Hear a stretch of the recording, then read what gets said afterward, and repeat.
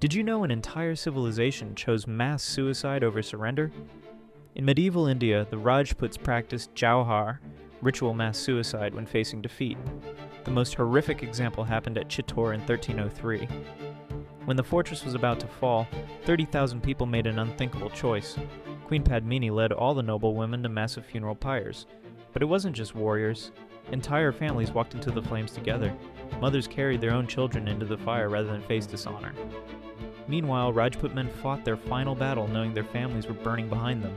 They could hear the screams, smell the smoke, but kept fighting until death. This wasn't a one-time tragedy. Jauhar happened dozens of times across medieval India. Entire populations choosing death over defeat became routine.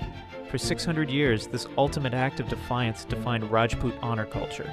They believed dying free was better than living as slaves. Death before dishonor wasn't just a motto, it was their way of life.